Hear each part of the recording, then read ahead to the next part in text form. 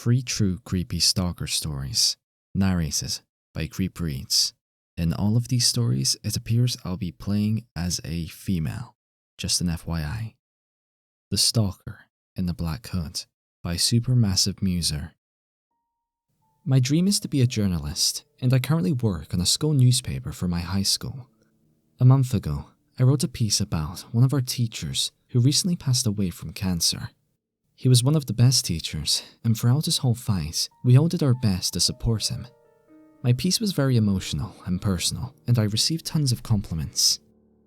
A few days after the story was published, I was walking home from the library when I noticed a boy, I assumed it was a boy my age, in a black hood, staring at me from across the street.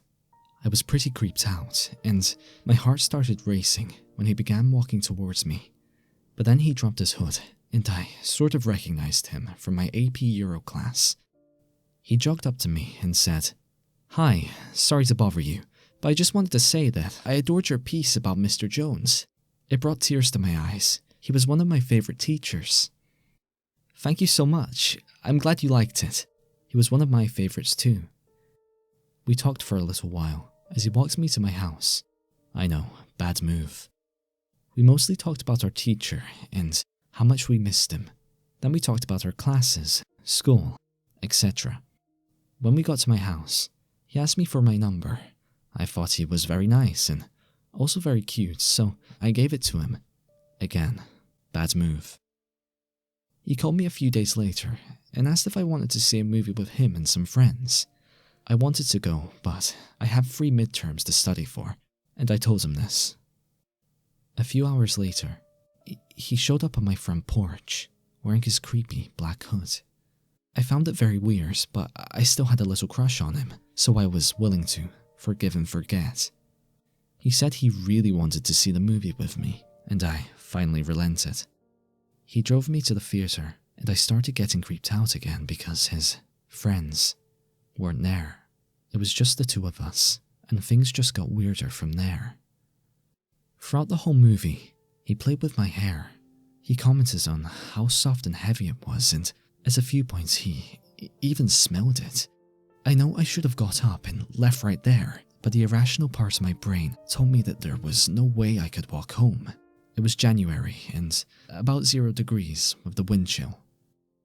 He finally took me home and walked me to my porch, and then proceeded to grab my shoulders and kiss me flat on the mouth. I pulled away in shock, but he just smiled at me and walked back to his car. I ran inside and locked the door. He left me alone for a few days until classes started up again, and I was forced to see him. He stared at me throughout class, which made me very uncomfortable, and as I was leaving, he hugged me from behind. I did the first thing that came to mind and shoved him off. He gave me another creepy smile, pulled up his damned black hood, and walked away. For the next few weeks, he would continue his creeper stares. He would usually distance himself from me, but I would still receive the occasional hug from behind. Not once did I think about asking for help from any adults. I thought it was annoying, but not that serious. I did complain to my friends, but they just laughed and joked, saying he was the closest to a boyfriend that I'll ever have. Don't get me wrong, they're great friends. They just didn't see the real danger yet. One day I was walking home, he appeared again and ran up to me. I thought about running away, but then I decided the best thing would be to tell him off, so he'd leave me alone. I opened my mouth to curse him, but he interrupted me. He started going on and on about how he's loved me for 3 years and has been waiting for the moment that he could put his fingers through my hair and kiss my soft lips. He said he wanted me to be his and that he'd hurt anyone that got in the way of our love. As he said this, he grabbed my hand and put it over his heart. Now I was really freaked out.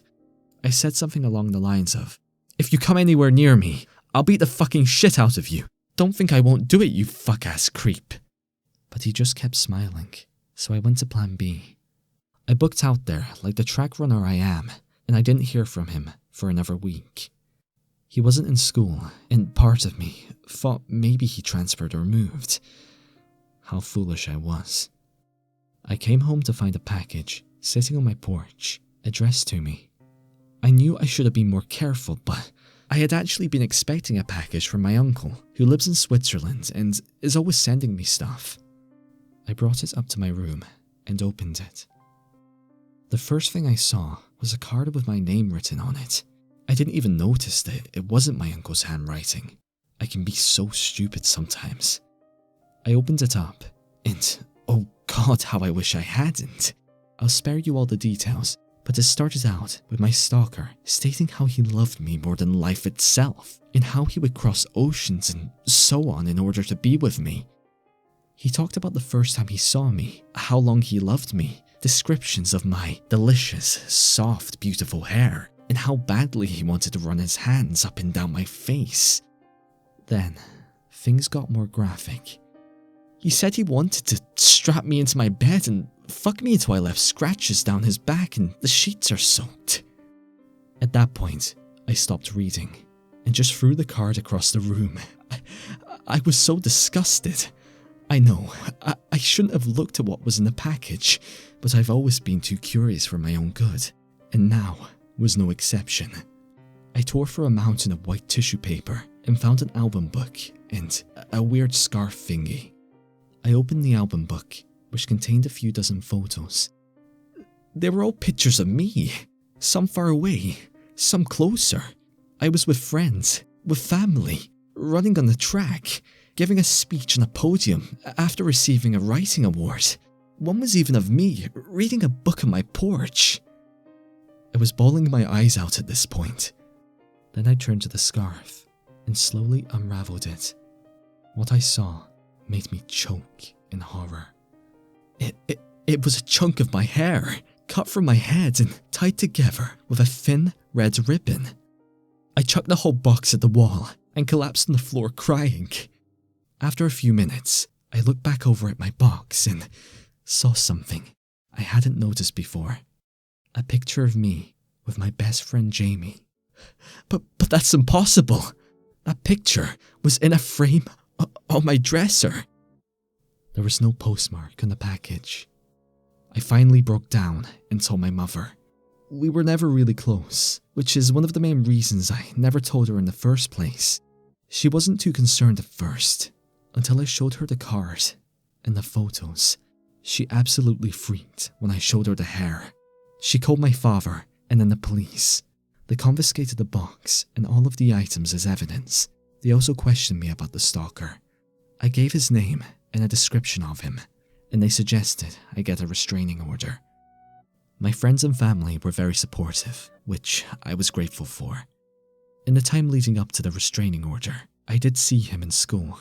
He would still stare, but whenever he tried to get close, my friends would form a circle around me and tell him to fuck off. Again, I was very grateful. I did eventually get a restraining order, and he left school to be homeschooled.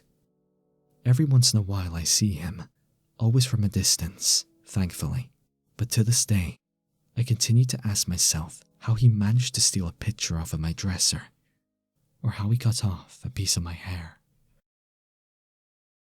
My Stalker Batman by Fluffy Plague. In the late 1990s, I was living in South Texas, in my mid-20s, and engaged to be married. I went to cosmetology school to get a certificate as a nail technician, attending classes at a local beauty school for a 2-month or so long course. At the time that I began classes, I was the only Anglo there. Aside from me and a black woman, everyone else was Hispanic, including Batman. Even though he denied it, if he had a name other than Batman, I never knew it. Batman was crazy, schizophrenic, and believed that he was Bruce Wayne, also known as, you guessed it, Batman. I was never sure why exactly Batman was there, but he was a fixture of sorts at the school. He was in his early 30s, obviously, deeply, scarily mentally unbalanced, and desperate for female attention. The teachers and the administrator took complete advantage of Batman's problems and personality, and used him as a sort of gopher when they wanted something. I once saw him run at a dead sprint at the height of a Texas summer to the Dairy Queen 4 blocks away, just to get the admin a blizzard. He hung around all day long, creeping all over everyone. and I became his favorite target. For as long as I was there, the teachers would tease Batman about his crush on me. He really likes white girls, they would sneer, giggling. Batman began to stop creeping so much on the other students and entertain me with the intricacies of his delusions. He may have been schizophrenic. In any case, he heard voices. The loudest voice belonged to the Colonel, and apparently talked non-stop about killing people. He told me in great detail about how he was really Bruce Wayne and his stupid Mexican parents, as he said, were just fakes, secret agents who were working against him. I really wanted to bring up that the fictional Batman's parents were dead, but I didn't want to show interest in any of his shit for the fear I might wake up with him skinning me one night. As I got closer to graduating, Batman got scarier. My fiancée used to pick me up after class was over, and Batman became very hostile, but never made a move or said anything to him, mainly because my then fiancé, now husband, is 6'5" and looks like a biker. I got married while attending classes there, and the day before the wedding, my fiancé came in and, while he intended to get a crew cut, there was a miscommunication and the girl ended up shaving his head with no guard in the clippers. The next time I saw Batman, he had shaved his head too. It was terrifying. Even if it hadn't been creepy because I knew he'd done it after he'd seen my fiancé's hair, it also made him look disturbingly like Bjork's crazed stalker, the one who tried to send her a mail bomb and then shot himself on camera. The teachers were still less than helpful, asking them to please keep Batman away from me because he made me uncomfortable. Just made them tell him that I shouldn't have gotten married and that he needed to step up and make me see how much he loved me. I have to believe that they didn't actually mean any harm and didn't really understand just how imbalanced and possibly dangerous Batman could be. They didn't understand that this was probably the worst possible thing that they could have said. They just wanted to stand back and giggle while I squirmed under Batman's creepy attentions. My last day, I was thrilled to be graduating.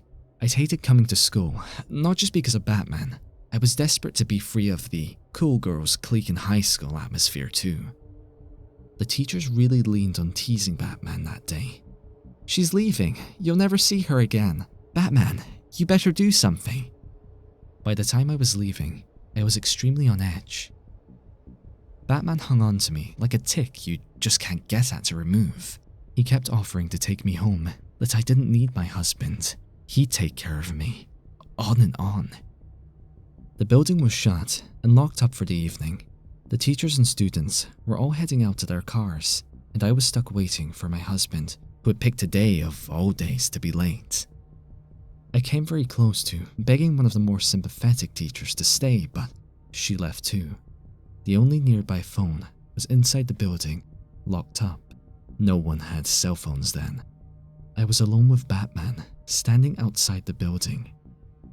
I was scanning the street anxiously, while Batman tried to convince, plead, or cajole me into going with him to get his truck. He lived nearby, I think. He would give me a ride home, he said, and show me how he felt about me. I kept insisting that I needed to wait for my husband. Batman got very intense. He never touched me, but the intensity in his eyes was terrifying. He finally declared that he was going to get his truck and I'd see. He'd show me. The minute he was out of sight, I ran. I cut through the parking lot to the next set of buildings, ducking from behind a dumpster and keeping an eye on the road and parking lots. I saw his truck come back, cruising slowly through the lot, and then an adjacent one, farther away from me.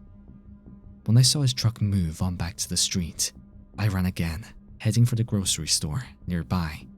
I remember standing in front of the store, buffeted by the waves of people going in and out, and the blast of cold air when the doors opened, shaking and terrified. I hoped that being in a public place would keep me safe. If I saw his truck, I could run inside. My husband would be able to see me, hopefully, when he drove by and pick me up. Otherwise, I had no way of calling him. I was definitely not going back to the school. Eventually, my husband did show up. I got into the car as soon as he pulled up, before he'd even braked properly, tearing open the door and bursting into tears. I never went back to the beauty school or saw Batman again.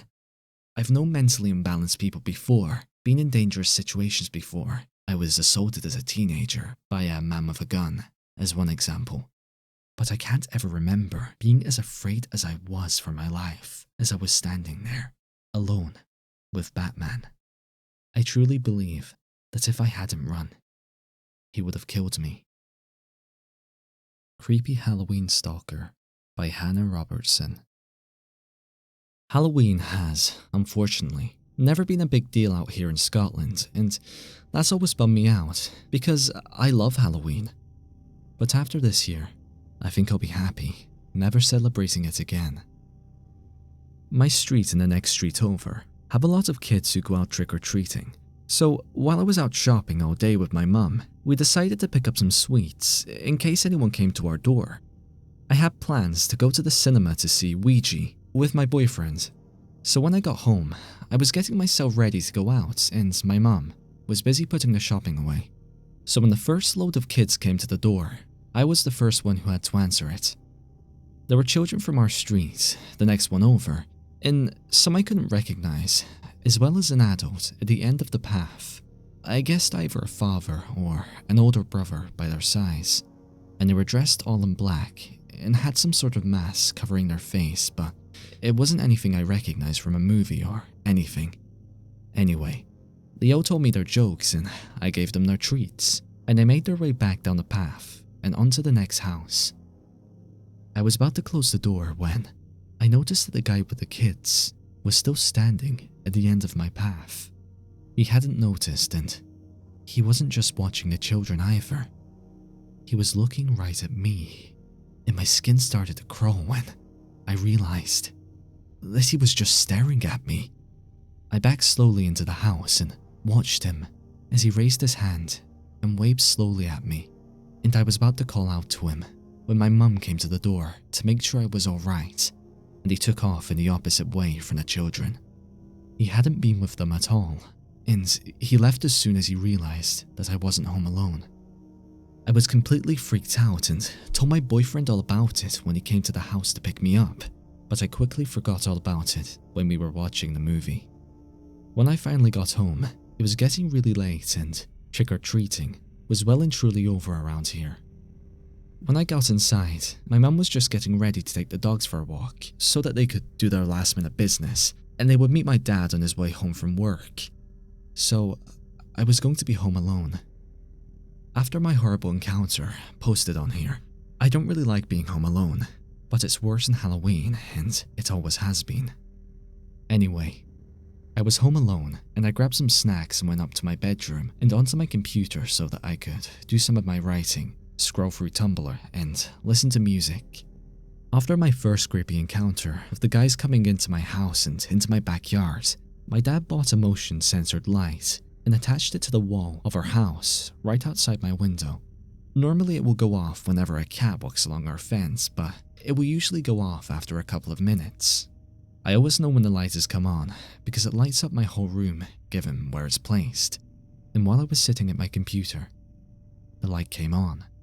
I ignored it at first because I knew that it would go off soon, but 5 minutes passed and it still hadn't gone off.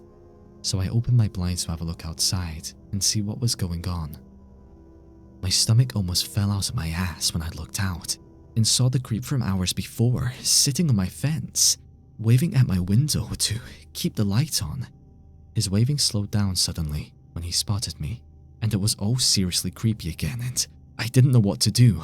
I just got flashbacks from my stalker experience before.